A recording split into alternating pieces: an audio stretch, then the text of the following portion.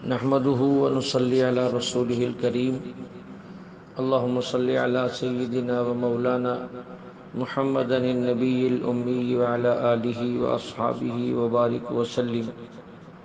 میرے معزز خواتین و حضرات، سورۃ اعراف کی آیت جس میں اللہ نے فرشتوں کو سجدے کا حکم دیا تھا کہ آدم کو سجدہ کریں، تو سارے فرشتوں نے سجدہ کیا، شیطان نے نہیں کیا۔ تو اللہ تعالیٰ نے حکم فرشتوں کو دیا تھا، ابلیس کا نام لے کر تو اس کو نہیں کہا، لیکن چونکہ ابلیس ان فرشتوں میں رہتا تھا اس لیے وہ حکم خود بخود اس کو ہو گیا۔ اگرچہ ابلیس فرشتہ نہیں تھا، لیکن کثرت عبادت کی وجہ سے اس کا شمار انہی میں ہونے لگا تھا۔ اس لیے اللہ تعالیٰ نے جب ان سے یہ کہا اسجدوا لآدم، اگرچہ بظاہر یہ خطاب فرشتوں کو کیا، لیکن جو ملائکہ میں شامل تھا یہ خطاب اس کے لیے بھی تھا۔ سب ملائکہ نے سجدہ کیا، لیکن ابلیس نے سجدہ کرنے سے انکار کر دیا۔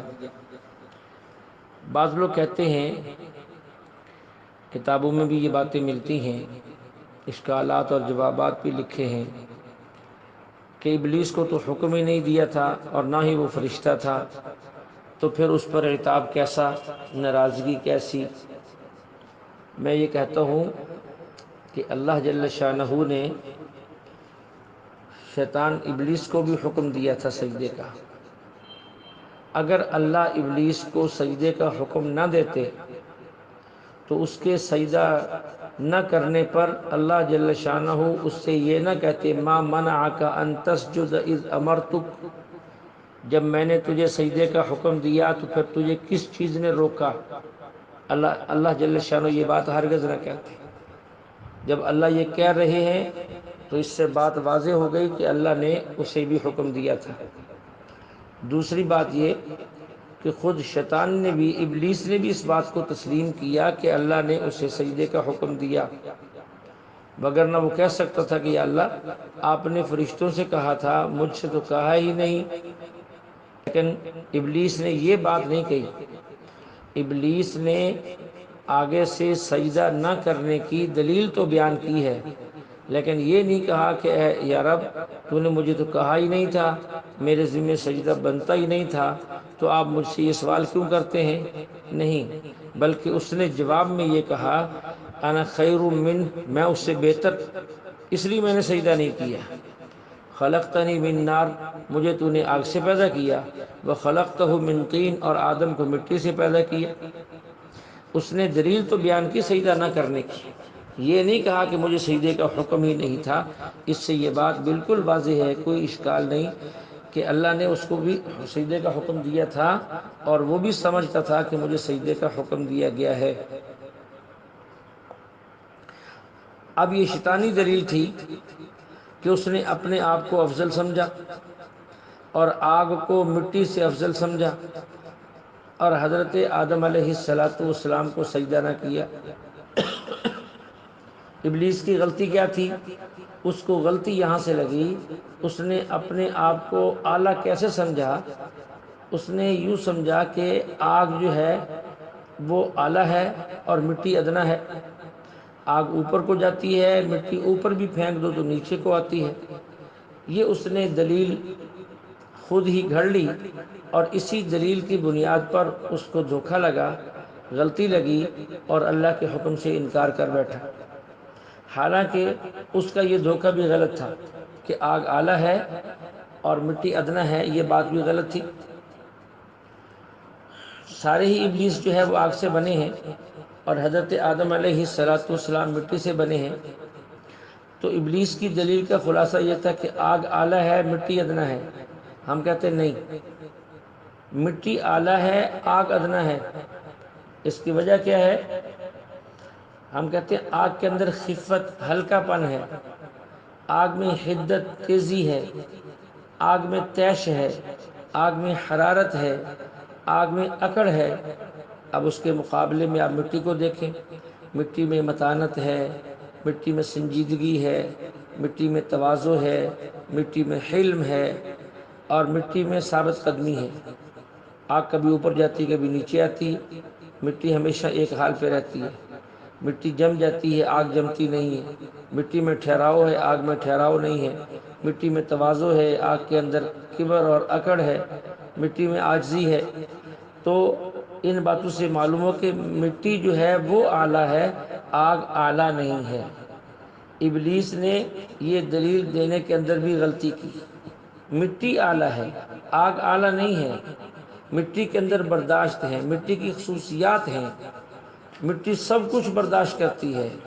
آپ مٹی کے اوپر بلڈنگ کھڑی کر دیں، اس کا بوجھ اٹھاتی ہے۔ مٹی پر نہریں اور دریا کھود کے بہا دیں، وہ اسے برداشت کرتی ہے۔ آپ مٹی پر آگ جلائیں، وہ اسے بھی برداشت کرتی ہے۔ مٹی پر گندگی پھینک دیں، اسے بھی برداشت کرتی ہے۔ مٹی پر خوشبو پھینک دیں، اسے بھی برداشت کرتی ہے۔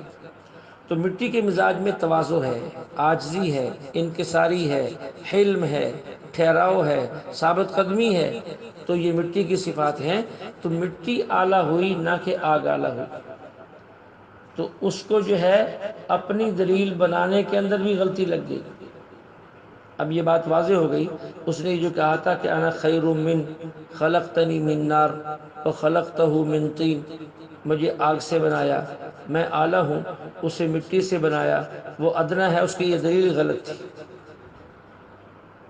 اس کے بعد یہ بات ذہن میں رہے، یہ پہلے بھی عرض کی ہے کہ یہ جواب موجود تھا، اور بھی اللہ تعالیٰ کے پاس تو بے شمار جواب ہیں، لیکن اللہ تعالیٰ نے اس کا جواب نہیں دیا۔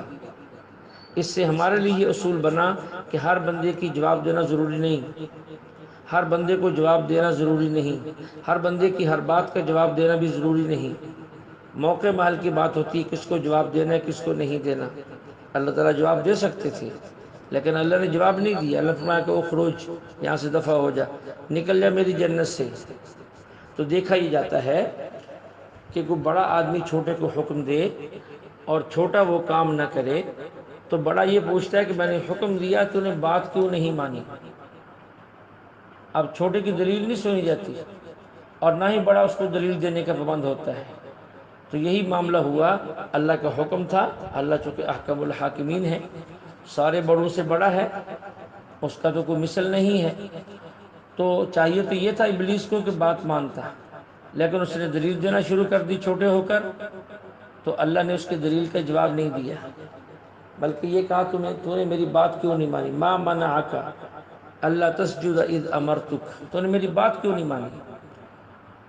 تو اس اللہ نے فرمایا کہ وہ خروج، یہاں سے نکل جا۔ اچھا، یہاں تک تو ایک بات ہوگی۔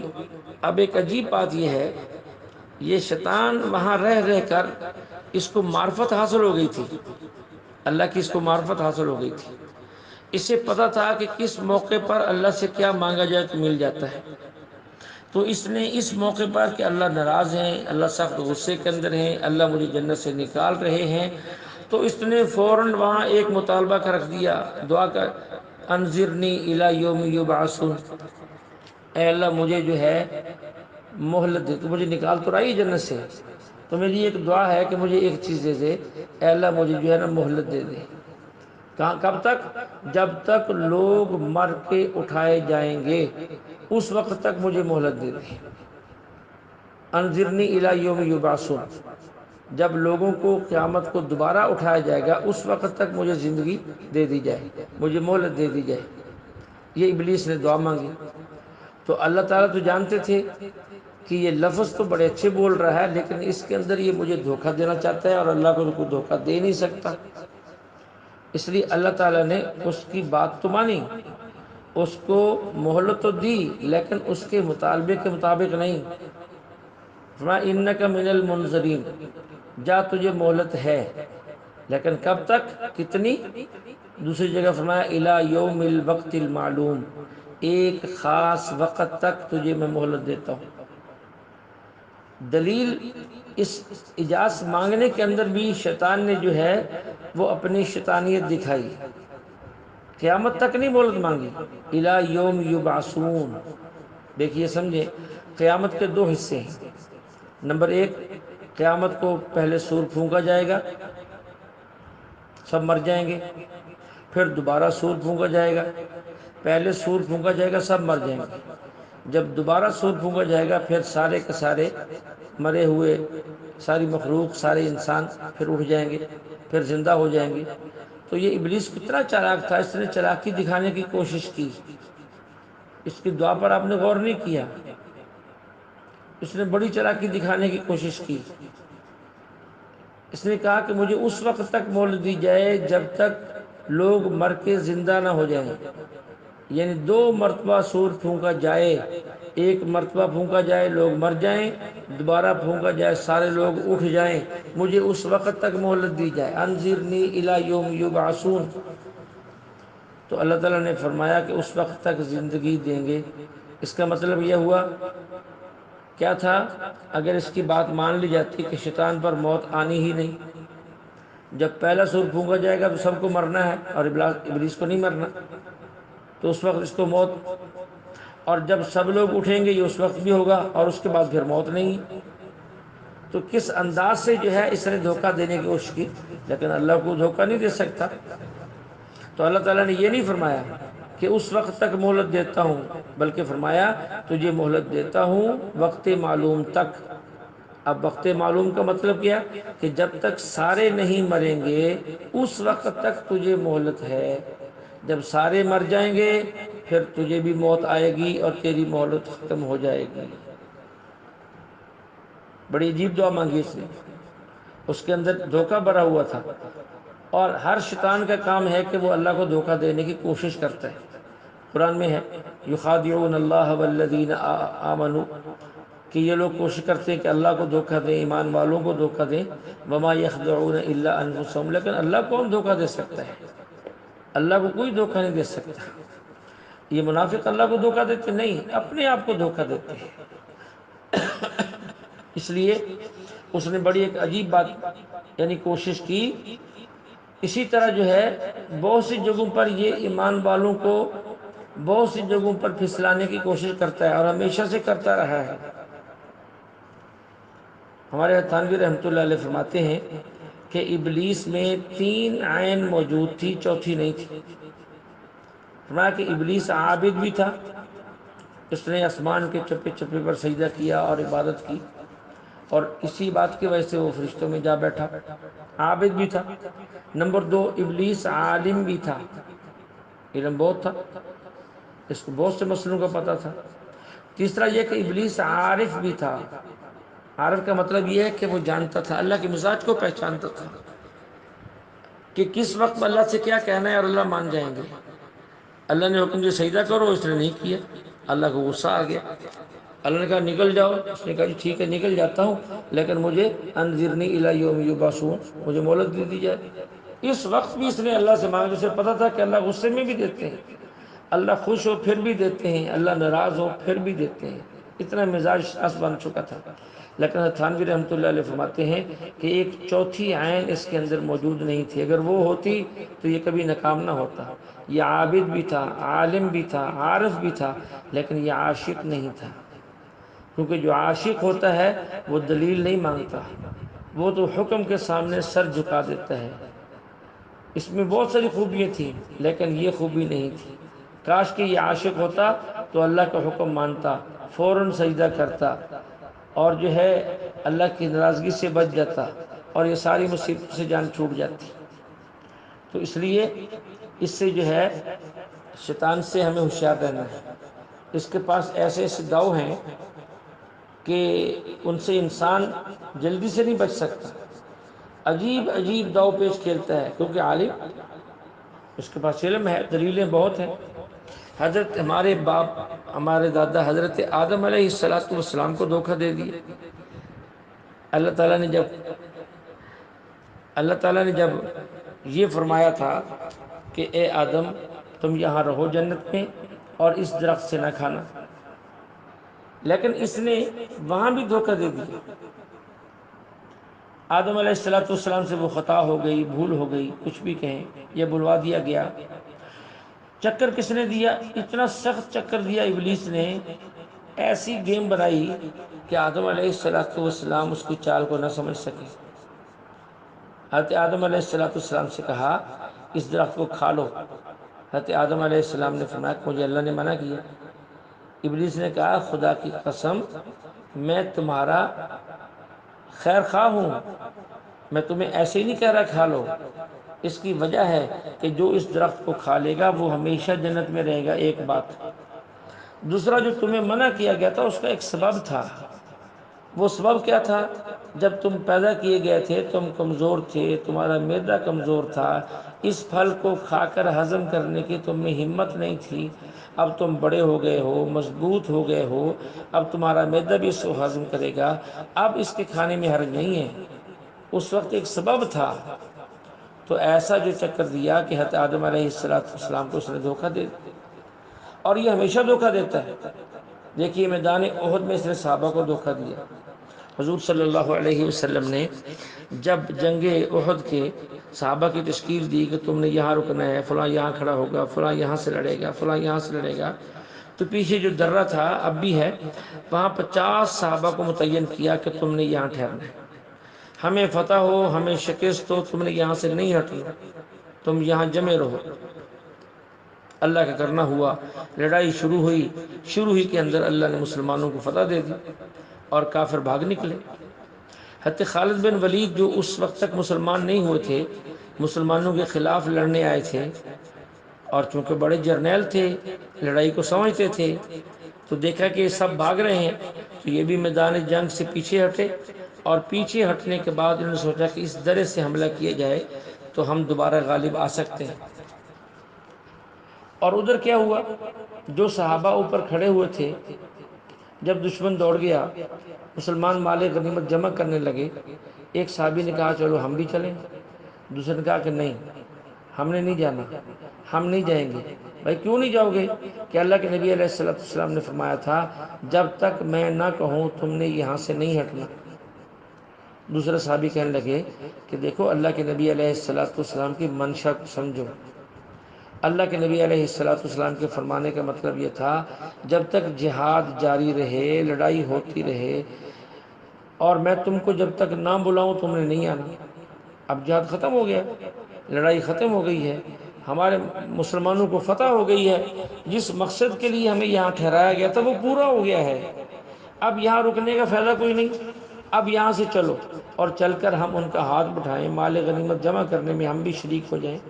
مقصد پورا ہو گیا ہے، جنگ پوری ہو گئی ہے، اب یہ لوگ وہاں سے ہٹ گئے، اکثریت صحابہ کی وہاں سے اتر گئی، اور خالد بن ولید نے جب دیکھا کہ ادھر جو ہے وہ درہ خالی ہو گیا ہے، وہاں تو چند لوگ ہیں، وہاں سے حملہ کیا، اور وہ جو فتح تھی اب وہ بظاہر شکست کے اندر بدل گئی، اس میں مسلمانوں کو بہت نقصان ہوا، 70 مسلمان شہید ہو گئے، آپ علیہ السلام خود بھی زخمی ہوئے۔ تو اس انداز سے یہ دھوکہ دیتا ہے کہ پتہ نہیں چلنے دیتا۔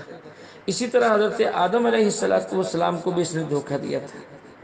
اللہ نے کہا تھا یہ درخت کے پھل نہ کھانا، بھائی تمہیں اس وقت کہا تھا جب تمہارا معدہ اس کو ہضم کرنے کی طاقت نہیں رکھتا تھا، اب تم مضبوط ہو، اب تمہارا معدہ مضبوط ہے، اب تمہارا پیٹ جو ہے اس کو کھا کر ہضم کرنے کی طاقت رکھتا ہے، اب اس کے کھانے میں حرج نہیں۔ اور قسم اٹھا رہا ہے، قسم، اللہ کی قسم، وَقَاسَمَهُمَا إِنِّي لَكُمَا لَمِنَ النَّاصِحِينَ، قسم اٹھا رہا ہے، اللہ کی قسم، میں جھوٹ نہیں بولتا۔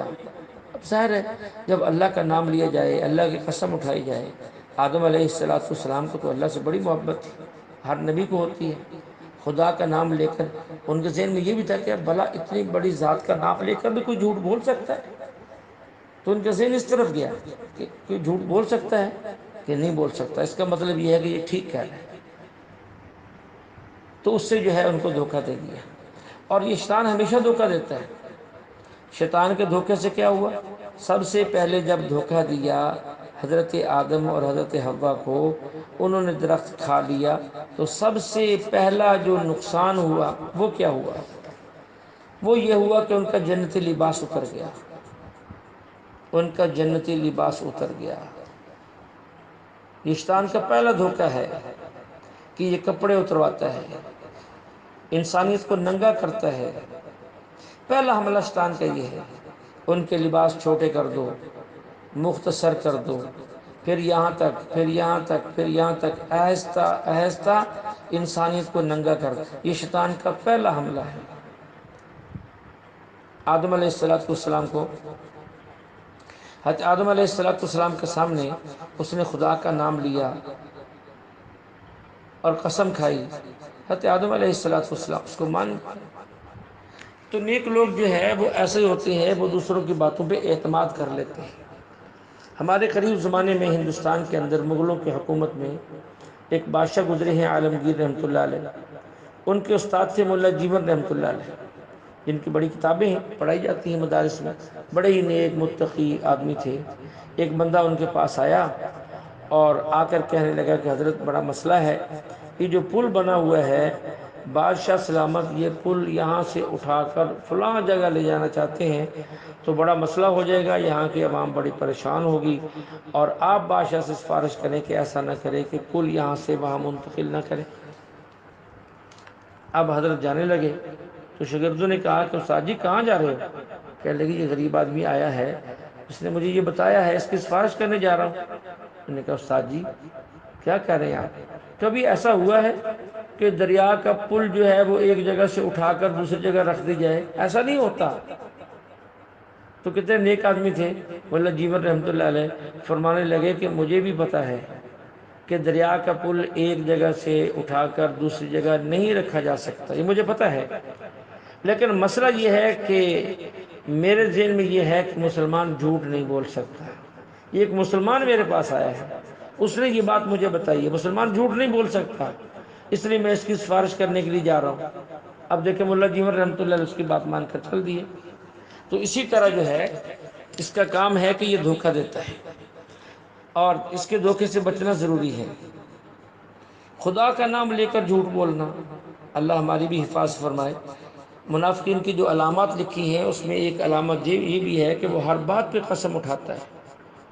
تو ہر بات پہ قسم اٹھانا یہ منافقین کی علامت ہے۔ تو اس لیے شیطان کے دھوکوں سے بھی بچنا ہے، اور انسانوں کے اندر جو شیطان نما لوگ ہیں ان کے دھوکوں سے بھی بچنا ہے۔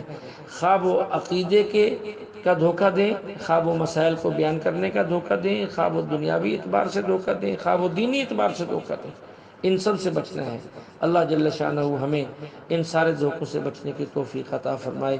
وآخر دعوانا الحمدللہ رب العالمین۔